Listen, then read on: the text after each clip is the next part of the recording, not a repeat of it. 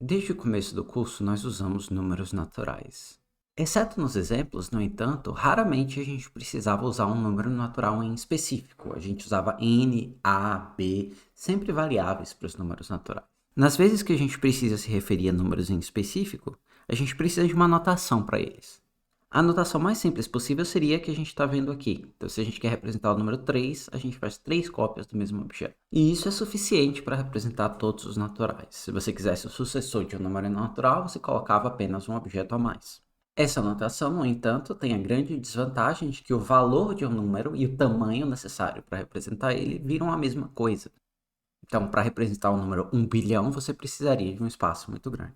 Por isso, a humanidade inventou uma representação muito mais compacta para os números naturais. Então, dado o inteiro b maior que 1, a representação de um número natural n em base b é uma sequência de k dígitos, que a gente vai chamar de d0 até dk menos 1, tais que n é igual ao somatório de i igual a 0 até k menos 1 de di b elevado a i. Um outro jeito de escrever essa soma é escrevê-la ao contrário e expandida. Isso ficaria dk-1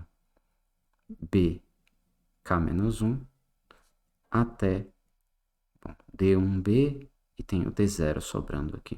Além disso, os dígitos eles têm que estar entre 0 inclusive e b não inclusive.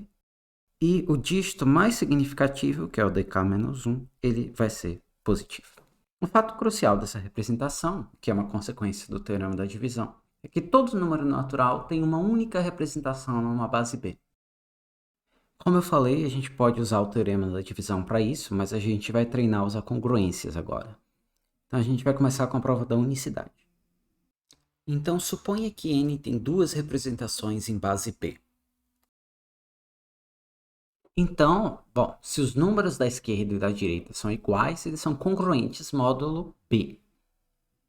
Mas B é congruente a zero módulo B. E quando a gente tem uma soma e produto de números, para fins de congruência, a gente pode trocar um número por qualquer coisa congruente a ele. Então, todas essas coisas aqui, elas não afetam a congruência, porque elas somam zero. E daí a gente conclui que D0 é congruente a D0', módulo B. Mas D0 e D0' são números entre 0, inclusive, e B estrito. E a gente sabe pela definição de congruência que B divide D0' menos D0. Similarmente ao argumento que a gente fez quando a gente provou que existiam n classes de congruência em Zn, a gente conclui aqui que D0 é igual a D0', porque o único múltiplo de B no intervalo menos B, B estrito, é o 0. Tá, então o último dígito dos dois números é igual. Vou apagar essa coisa aqui para sobrar um espaço. Tá, agora a gente sabe que D0 é igual a D0', então vou apagar essa linha aqui. Agora considera o número n', que é n menos D0 sobre B. Que a gente pode ver que é um número inteiro, porque todas as outras parcelas ali estão multiplicadas por B. Se essa coisa for zero, então n é menor que B. Todas as representações de n têm que ter só um dígito. Porque lembra que o dígito mais significativo tem que ser positivo. Agora, se n' não for igual a zero, então a gente pode usar a indução forte e concluir então que existe um único jeito de representar n' em base B. Mas nota que os dígitos de dk-1 a d1 e de d'k'-1 a d1', eles são duas representações em base B para o número n'. Logo, essas duas representações são iguais. Assim, a gente provou que o último dígito das duas representações de n é igual, e por indução que os demais dígitos também são iguais, e portanto a representação é única. Para a prova de existência, a gente vai fazer um algoritmo aqui. Ele vai começar com uma lista D vazia, e enquanto n for maior que zero, ele vai dividir n por b e obter quociente e resto. Ele vai adicionar o resto na lista, e ele vai trocar o n por q. Então ele vai ficar repetidamente dividindo n por b, guardando o resto e trabalhando no novo quociente. Talvez vocês já acreditem que esse algoritmo funciona só olhando para ele, mas a gente vai fazer uma prova de que ele funciona. Isso significa verificar três propriedades: que os elementos de D são maiores ou iguais a zero e menores que B, que o último elemento de D é positivo e que aquela soma de DI, B elevado a I, dá de fato igual ao número N. Primeiro, note que todos os dígitos do vetor D, de fato, eles estão entre 0 e B, como os dígitos que a gente quer. Além disso, note que o último dígito do vetor D, que por sinal é o mais significativo, ou seja, o que está na posição de maior valor, ele não é zero. Por quê? Porque na última iteração, o Q foi zero, porque não teve uma iteração seguinte. Logo, se o R também fosse zero, o N seria zero. Então, o R não foi zero na última iteração, como a gente queria. Finalmente, a gente precisa mostrar que aquele somatório DI, B elevado a I, ele vale N. Isso é um pouco traiçoeiro, porque esse algoritmo é iterativo, então o N está mudando. Então, por isso, a gente vai chamar de NJ o valor de N depois da jésima iteração. Em particular, N0 é o valor inicial do N, antes da primeira iteração. Note que NJ-1, que é o valor antes da jésima iteração, e NJ, o valor depois da jésima iteração, eles são relacionados por essa fórmula. N de J-1 é igual a NJ vezes B mais DJ-1.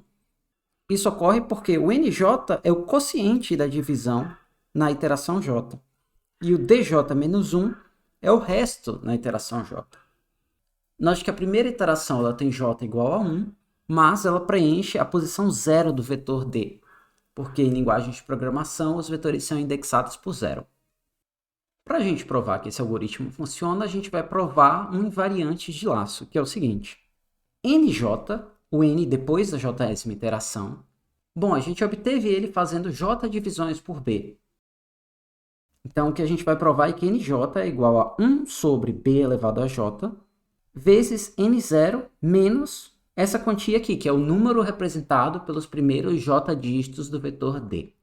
Então, se a gente pegar N0, eliminar os J dígitos do N0 que estão corretamente calculados no vetor D e dividir por B elevado a J, a gente consegue o N depois da jésima iteração. Isso implica o que a gente quer, porque N no final do algoritmo é zero, então o lado esquerdo dessa coisa é zero. Reordenando, significa que N0 vai ser igual ao somatório dessa coisa em todos os dígitos do vetor D.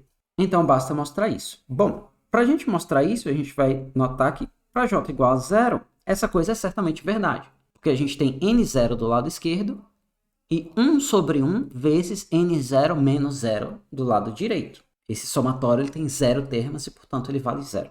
Então, a gente provou para J igual a 0. Agora, se a gente supõe que essa coisa vale para J menos 1, então a gente tem essa igualdade aqui, em que apareceu esse índice J menos 1, o B ficou elevado a J menos 1, e o limite superior do somatório foi J menos 1 menos 1, então J menos 2. Eu afirmo que se eu subtrair D de J menos 1 dos dois lados, eu fico com isso aqui. Do lado esquerdo eu fico com NJ menos 1 menos D de J menos 1. Só coloquei o termo lá. Mas agora vem o truque, eu vou trocar esse J menos 2 por um J menos 1 aqui. Por que eu posso fazer isso? Porque o último termo desse somatório é D de J menos 1 vezes B elevado a J menos 1. Mas fora eu estou dividindo por B elevado a J menos 1.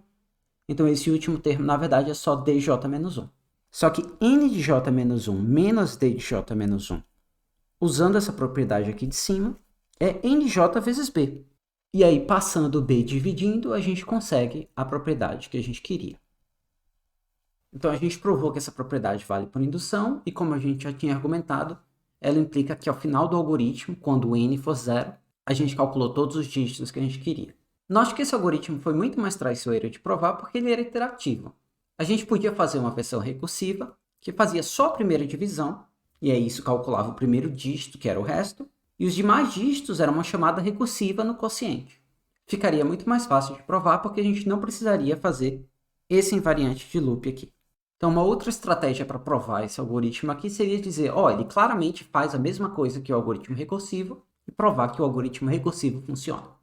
A gente vai denotar que n tem dígitos de 0 até dk-1 em base B por n igual a essa coisa aqui com subíndice B. Então, note que, como a gente está acostumado, o dígito menos significativo, a menor posição, é a mais à direita. Então, por exemplo, o número 102 em base 10, ele pode ser escrito como 1, 2, 3 em base 9, porque 1 vezes 9 ao quadrado, mais 2 vezes 9, mais 3. Isso daqui é 81, mais 18, 99, mais 3, 102.